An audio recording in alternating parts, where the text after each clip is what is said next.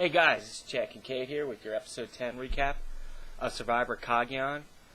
I wouldn't say great episode, a very sad episode. At the end for me, for one of my favorites, got voted out yet again. I'll get into that. Most importantly though, I want to talk to you about Reality for Diabetes. It's coming June 6th through June 8th. I'm promoting it again, obviously. Donations are due at the end of May if you want to donate to this great cause. It's for type 1 diabetes. It's held in Cincinnati, so if anybody wants to attend, contact Tasha Wilkie on Facebook. A lot of survivors are going to be there, including Bryce and Jeffrey from this season. Very excited to meet those two. Include Matt from Caramoan, Roger Beanham from Australia, Tina Wesson, the winner from Australia, Chris Daugherty, the winner of Survivor Vanuatu. All kinds of cool reality stars are going to be there. Great event, great fun. So I encourage you to donate, support the cause, or attend if you can. It's held in Cincinnati. The walk is at Kings Island. It's a very fun event, and we also do several other fun things too. Like this year, we're going to a Reds game as well. So if you want to attend, please do so, or if you can donate, please do so. All right, that's I'm plugging that. Okay, now on to the episode. Like I said, very sad episode for me, but also it was kind of a fun episode with the Survivor auction. The Survivor auction was kind of weird this year. It was very short, but I'll go into that a little bit later. Okay, they start off with a recap as always, and no intro. They ain't gonna show an intro ever again, apparently. So I gave up hopes on that one. Basically, back at Camp, Jeffrey explains why she got cold feet, and she was really upset with the whole LJ vote, considering LJ was her ally. We get tree mail, nice little joke by Wu by holding the money holders in his back and telling Trish, look, I got something on my back, or something's on my back, or my back's hurting me, and she lifted up the shirt, and she sees the money holders. That was a cool little joke by Wu. Wu was also one of my favorites. People are saying he's a young another Malcolm. I think he reminds me kind of an Ozzy with the surfer dude kind of mentality. But anyways, the tree mail shows, obviously, there's the food auction.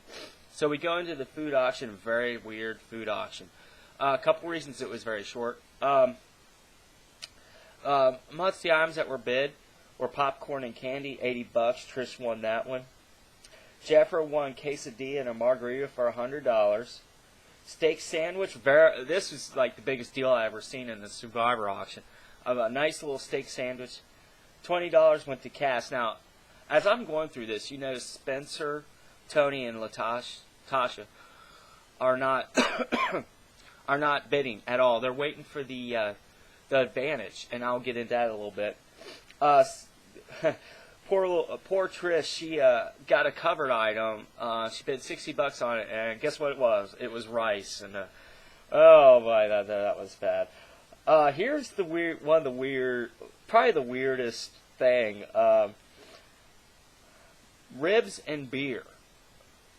No problem there. $40 again. Nobody else bid. They're waiting for that. But it went to Wu. But the interaction between Wu and Jeff was just really weird. And the music that they set was just really weird. It was kind of like, I don't know, it was weird.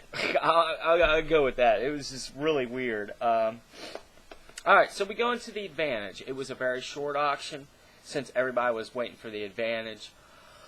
Basically what it was $500 for the advantage, but Jeff said more than one person could bid on it, and at that point they would draw for rocks.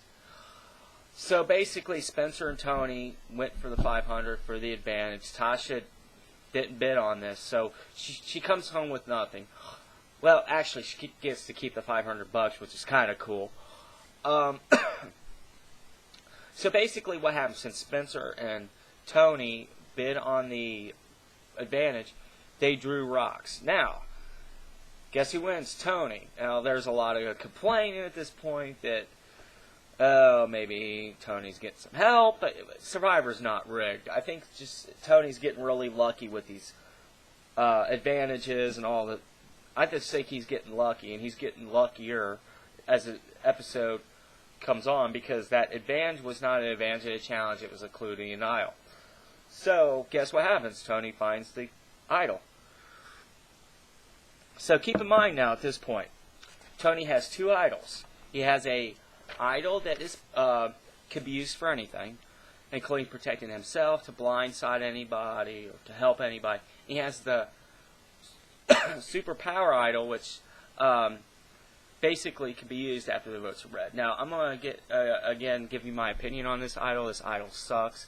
Takes the fun, suspense, and fun out blindsides or any of the unpredictability. So now Tony has two idols. So at this point, Spencer plants seeds of an all-girl alliance to Tony. Tony,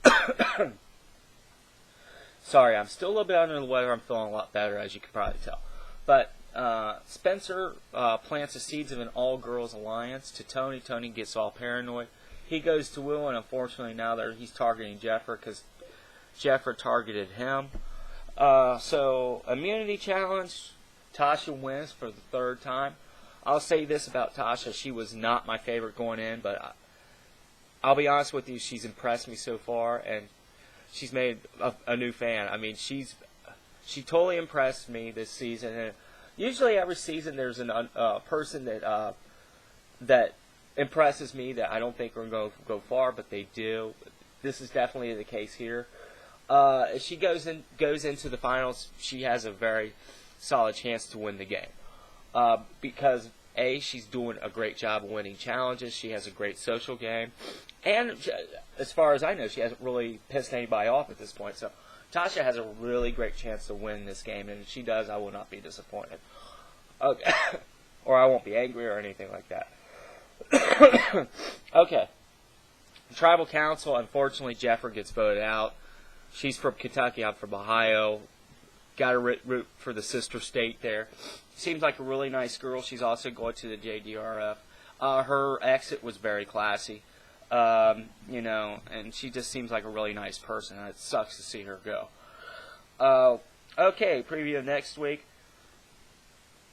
It looks like everybody's wanting Tony out. They're going to target Tony, but Tony has two idols. Tony's not going anywhere soon. Even one of my Facebook friends said Tony has played everybody. He's outplayed everybody. Yeah, he's playing a great game. He has to be doing something right to get this far, but keep in mind he's got all these idols, and if he goes against a Spencer, Tasha, or Wu, or Trish, he won't win the game. He's made too many enemies on that jury. Don't get me wrong, I like Tony. He seems like a likable guy, but if he goes against one of the fan favorites, he's not going to win, because I hate to say this, there's people that are not fans of Tony's. I'm a fan of Tony's. I think he's a great villain. He's very likable. He's funny, very athletic guy. And it's there's very few cases where I hate somebody on Survivor. I mean, if you act like a total jerk, like dumping somebody's rice and beans out, or being a racist jerk, telling somebody to jump in a fire or anything like that, like what happened in One World. I mean, you have to go to the extremes in Survivor for me not to like you, and Tony hasn't done anything like that.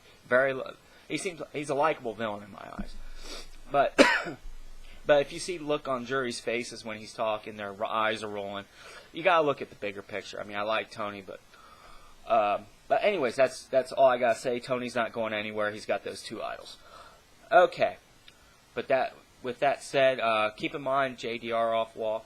Donate if you can, or participate. And Hearts of Reality is coming up too. That's for Give Kids the World, and what that is, it gives kids a vacation that have terminal illness and sheds a little life happiness in their life. Okay, but that's all I got. Peace, love, and chicken grease. Bye.